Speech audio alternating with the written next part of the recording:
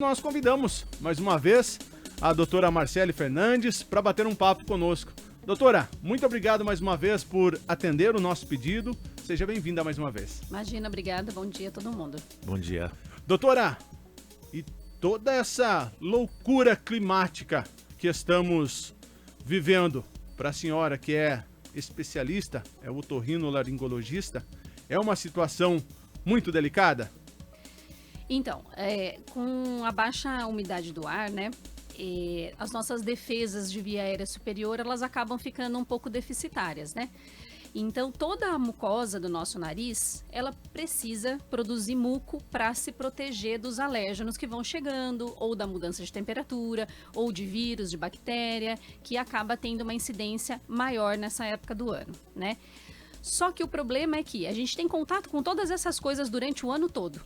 No entanto, quando a umidade do ar ela está mais alta, as nossas defesas ficam mais fortes. Quando cai essa umidade, o que acontece? A nossa mucosa fica muito mais suscetível a ter essas infecções. E aí é que a gente vê esse número tão elevado nessa época do ano. Nossa região também é mais seca e também tem esse problema da queimada por aqui, né? Então, isso acaba piorando mais. Então, a gente vê um índice muito maior de gripe, de resfriado, de quadros de bronquite, de asma, pneumonia. Tosse, eu acho que é a palavra desse inverno. Todas as crianças tossindo, na sua grande maioria, os adultos também acabando pegando mais coisas do que a gente era habituado, um pouco por causa disso e um pouco também porque nós ficamos aí 2 anos, né, se protegendo, usando máscara, tentando se cuidar, e aí agora tudo isso veio de uma vez, né? Então eu acho que tosse é a palavra desse inverno. Doutora, nós percebemos, nós acompanhamos o dia a dia aqui dos hospitais aqui da nossa cidade e nós percebemos que em março aumentou muito o atendimento médico com casos de síndrome respiratória. Agora, em junho e julho, que começou o inverno, isso se intensificou? Então, é muito sazonal mesmo isso, né? Então, às vezes a gente tem um período de uns 20 dias que dá um boom nesses processos inflamatórios e aí as pessoas acabam ficando mais com medo, acabam se protegendo um pouco mais, se cuidando um pouco mais e aí isso diminui. Agora parece que deu uma amenizada, mas também nós temos as crianças de férias, né? Então elas estão tendo menos contato. Tendo menos contato, elas estão trazendo menos coisas para casa também, então isso faz com que diminua, né, esses quadros respiratórios. Mas, assim, infelizmente, acho que daqui uns dias, quando voltar, a gente vai ter um novo boom. Então, ele fica sendo meio cíclico, né? Umas 2 semanas melhora, outras 2 semanas piora novamente, né? E quais os problemas mais críticos que você tem observado em seu consultório? Como eu falei, acho que tosse. Tosse? O que está acontecendo...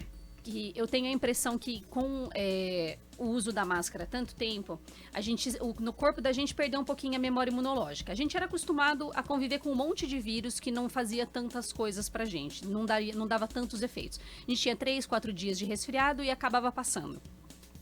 Só que esses vírus, a nossa memória imunológica tem um prazo aí de 1 ano, mais ou menos, que até inclusive a gente toma vacina uma vez por ano da gripe e ficando 2 anos sem ter esse contato, mas era necessário, né? Porque a Covid vinha e trazia danos muito maiores, né? Sequelas muito maiores, quando não muito óbito, né? E então, a gente voltou a pegar. Até o nosso corpo voltar a ter essa memória imunológica, vai ter um pouquinho de tempo. Então, eu acredito que esse inverno vai ser um pouquinho pior. Talvez ano que vem, acho que já vai estar um pouquinho mais estável, como a gente já estava acostumado. Só que o problema, Marquinhos, é que a tosse tá vindo e ela está demorando para passar. Justamente porque o tempo daí não tá ajudando.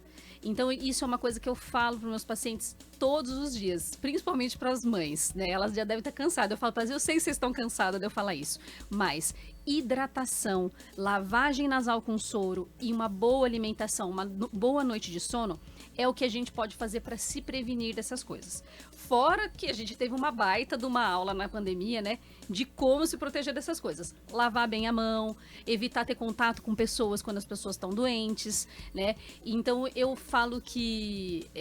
falo na minha casa e falo para meus pacientes. esse hábito da máscara é interessante porque a gente aqui no Ocidente não tinha muito esse costume. O Oriente eles já tinham um pouco, né? Japão, China, A gente já via, outros, né? Inclusive a gente já eles via. pelas ruas, né? Com a máscara. Exatamente. Mas por quê? Porque quando não era para se proteger de quem estava normal. Quem estava doente já toma a atitude de usar a máscara para evitar de passar para outra pessoa. Então, por exemplo, Marquinhos, você está gripado. E aí, você precisa vir trabalhar, você está com condições de vir trabalhar, certo? Então, o que você faz? Vou vir trabalhar de máscara para não passar para os meus colegas, vou lavar bem a mão, não vou ficar cumprimentando, dando a mão, dando beijinho, abraçando, beijando, entendeu? Uhum. Porque isso daí a gente diminui a propagação desses vírus e bactérias. Quem, claro, consegue, não vou sair de casa, tem essa disponibilidade, melhor. Mas assim, eu falo, tá gripado, tá resfriado, evita de ir numa festa, evita de ir num churrasco. Evite de trabalhar. Seria bom, né? Mas você acredita que recentemente eu estava comentando com um amigo que antes da pandemia, uma vez por ano eu me lembro que ficava resfriado. Aí durante esse período praticamente não peguei resfriado. Acho que foi até mesmo pelo fato da gente se prevenir mais, né? Tomar todos esses cuidados. Exato. Se a gente conseguir manter esses cuidados, principalmente de lavar a mão, de evitar ter contato com outras pessoas, sabe que está resfriado, não vou na casa dessa pessoa, vou evitar o contato, a gente diminui um pouquinho a propagação. Mas claro que às vezes não tem jeito, né? Às vezes a gente pega alguma coisa, vai para nossa casa, tem filho, tem marido, tem esposa, e aí... Agora, doutora, só uma dúvida que surgiu, não que eu seja contra a vacina, porque eu tô vacinado, mas assim, estamos falando tecnicamente, né? Você não acha que, você falou de memória imunológica, né? Você não acha que antes da vacina, a nossa memória imunológica, ela vinha tratando, ela tinha um certo... Como eu vou explicar para você? Ela conseguia tratar dos problemas e trazia um certo conforto para a pessoa, e depois com a vacina ela não foi meio que desorganizada, meio bagunçada assim, ela está tentando aprender como é que faz, por isso que está tendo muitos esses problemas ou não? Lembrando que um pouco da nossa memória imunológica é das vacinas que a gente já tomou ao longo da nossa vida, né? Uhum. Não, eu não acho, não. Não? Não acredito nisso, não. Eu acredito que a vacina, ela veio para nos dar a oportunidade do nosso corpo ter contato com o vírus e criar a memória imunológica antes da gente ter contato com o vírus diretamente. Então, a vacina vem com o intuito do seguinte: eu gero memória imunológica, eu crio células de defesa para determinado vírus ou bactéria, certo? Tanto essas vacinas que a gente dá em criança, todas elas. Uhum. E aí, quando a gente tem contato com esses vírus e bactérias, o que acontece? O nosso corpo já tem um pouco de memória.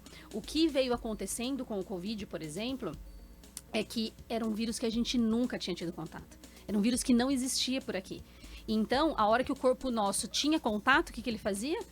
Preciso de uma resposta imunológica muito agressiva, porque eu não sei o que ele vai fazer. E o vírus também estava mais agressivo. Então, a gente juntando a resposta imunológica da vacina associada ao vírus que ele vai enfraquecendo e tem essa tendência, vai mudando essas cepas, a gente consegue conviver todo mundo junto. O vírus da Covid, como a gente já sabe nos estudos aí virológicos e nas grandes epidemias que tiveram, a tendência dele é enfraquecendo mesmo. Então ele vai continuar circulando igual o vírus da gripe, igual o vírus do adenovírus, do rinovírus, porque ele também quer sobreviver, como todos nós. Então o que ele adianta? Se ele matar todo mundo, ele não vai conseguir se propagar. Então ele precisa atenuar um pouquinho. Baixar um pouquinho a bola. Exatamente, baixar um pouquinho a bola. Precisa atenuar um pouquinho para conseguir conviver. Se a gente vai conseguir um dia erradicar isso, aí eu já não sei nem se existe um plano para isso. Uhum. Mas os vírus, eles têm a tendência de ir mutando. Então talvez a gente vá conviver com ele ainda muito tempo. Doutora, a gente estava batendo um papo aqui antes de entrarmos no ar, com toda essa situação de doenças respiratórias, também está difícil para o médico medicar os pacientes? Está difícil. Está faltando muita medicação mesmo no mercado. Os antibióticos estão em falta. Eu confesso para você que fico na dúvida às vezes e não tenho muita certeza sobre isso. Não sei se a indústria farmacêutica deu um enfoque diferente para as outras medicações que acharam mais importantes no momento, ou se a demanda de uso foi muito alta mesmo, e isso acabou tendo em falta e as indústrias farmacêuticas não estão conseguindo compensar isso daí. Mas tá tudo bem. Eu sempre falo para os pacientes, tá tudo bem, porque quadro viral, a gente vai acompanhando e a tendência ao corpo é responder mesmo. Então, a gente vai cuidando, tateando e vendo o que tem de medicação para tentar ajudar os pacientes. Olha, eu tô trocando receita toda semana lá no consultório, não tem jeito. Imagina. Os meninos da farmácia, eles andam me ligando, porque eles falam, olha, doutora, eu coloco várias opções, né? E aí eles me ligam e falam, olha, não tem. Eu falo, então o que você tem? Porque daí a gente tenta adequar a melhor medicação ao quadro do paciente, né? Para pelo menos gerar um conforto melhor. Doutor, e existe uma grande procura aí por atendimento médico e as pessoas acabam ficando receosas de estarem com Covid ou um quadro grave de gripe, HN1, aí acabam procurando as unidades de saúde. Em que fato que a pessoa deve procurar mesmo um atendimento médico? A gente veio de uma criação, eu acho, que quando se tinha febre, a gente precisava levar no médico. Isso não necessariamente é verdade, porque os quadros virais, eles podem ter febre aí de 2 a 5 dias. Então, o que eu sempre falo para os meus pacientes, teve febre, não precisa no primeiro episódio de febre você correr no pronto-socorro. Toma algum analgésico ou antitérmico e observa. Não tem falta de ar, não tem desconforto respiratório, a febre está baixando com a medicação, não tem uma dor insuportável, uma dor de cabeça insuportável, ou algum quadro de alarme, então não precisa, vamos esperar. Vamos esperar para a gente ver, pelo menos aí 48 horas, certo? Agora, teve alguma dessas coisas que eu falei? Um desconforto respiratório, não consigo respirar, minha febre não baixa, a dor de cabeça que não passa, aí sim eu falo para sempre procurar o pronto-socorro, porque aí precisa ser avaliado, né? E como você mesmo acabou de dizer, né, se a pessoa está com esses sintomas aí de gripe, resfriado, procura evitar contatos, né? Exatamente. Agora, doutora, vamos falar um pouquinho mais sobre a prevenção também, a vacina, né? A vacina contra a Covid, contra a própria gripe, né? Quando isso é importante, especialmente nesse momento de inverno em que a gente está vivendo aí? Então, pensando naquelas coisas que eu falei inicialmente, que o tempo já não nos ajuda, o contato com o vírus e bactéria também não está nos ajudando, o quanto mais a gente puder se proteger com todas aquelas medidas que eu também já falei, né? Boa alimentação, um bom sono, hidratação. A vacina é importante justamente pela memória imunológica. Vai ajudar o nosso corpo a responder mais rápido quando a gente tem um processo infeccioso. Então, do que a gente ficar sem nada. Então, é como se fosse uma medicação mesmo, só que do nosso próprio corpo. Entendeu? Então, eu sou super a favor da vacina. Eu tomo a vacina todo ano. Sempre tomei da H1N1, desde que eu estava na faculdade. Também tomei todas as doses do Covid.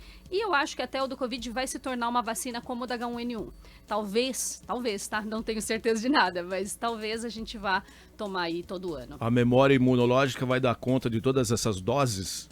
Vai dar conta. É porque às vezes é curta, né, Marquinhos? Então, como ela acaba... como eu falo que é efêmera, né? Essa memória imunológica, porque o vírus muda. Então, como ele muda muito rápido, a gente precisa ficar lembrando o nosso corpo toda hora, né? Certo. Exatamente. Eu também já tomei todas as minhas vacinas da gripe. Amanhã vai ter um mutirão em Rafar. Eu vou tomar minha 4ª dose da Covid-19, então pode vir que a gente tá tomando, doutora. Doutora, pra gente finalizar esse bate-papo, a gente já falou um pouquinho sobre esses longos 2 anos que nós vivenciamos aí com relação à pandemia, principalmente com os cuidados. Eu gostaria que a senhora voltasse a reforçar um pouquinho sobre a máscara. Nós já falamos, ela não é mais obrigatória, mas também não somos obrigados a não usar. Principalmente quando estiver com sintomas gripais, como nós já falamos, que lá do lado da China, do Japão, já tem um costume. Para não passar nenhum tipo de vírus quando a gente estiver no coletivo, né, doutora? Sim. Como eu já tinha falado, eu sou muito a favor mesmo disso. Se você tá gripado, tem algum sintoma viral, ou vai ter contato com alguma pessoa que tá com sintoma viral, porque não tem como, né, você não ter contato com essa pessoa, não tem como você evitar, eu sou a favor sim de que a gente use máscara. Claro que não precisa, a gente precisa voltar também a viver normalmente. Mas, se a gente pode se prevenir, lembrando que a gente tem outras pessoas em casa, muitas pessoas moram com idosos, muitas pessoas moram com crianças, eu acho que não custa a gente ter esse cuidado com a gente e com o próximo, né? Doutora, queremos agradecer mais uma vez a vinda da senhora aqui, para poder esclarecer algumas coisas, tirar algumas dúvidas dos nossos ouvintes com relação às crises, às síndromes, né, respiratórias que nós vivenciamos, principalmente nesse momento aí de outono para inverno, que vem prejudicando muito a população. Muito obrigado, doutor. Imagina, obrigada eu. Eu queria só dar um último recadinho, porque eu falo para sempre para os meus pacientes. Lavem o nariz com soro fisiológico nessa época. Ajuda muito a prevenir todos esses quadros. E eu queria também mandar um beijo para a Gi, que é meu braço direito lá no consultório. E seu pai, né? Peraí, E pro meu pai. Papai, como que chama? Meu pai ficou fã de vocês. Como chama o papai? Enio. Seu Enio, lá na cidade de Piracicaba, também nos acompanhando. Bom dia, viu, seu Enio? Obrigada. Agora, viu? como é que faz para lavar o nariz com soro? Olha, existem várias técnicas e dependendo da idade também a gente muda, tá? A gente pode lavar o nariz com soro das crianças pequenas com conta-gotas. Pode pôr um conta-gotas inteirinho, ela não vai afogar. Ou a gente pode usar uma seringuinha de 5 ml, tá? E hoje em dia tem um dispositivo bom que é o Squeeze, que a gente não tinha assim disponível com bastante frequência. E a gente lava. Como que a gente vai lavar?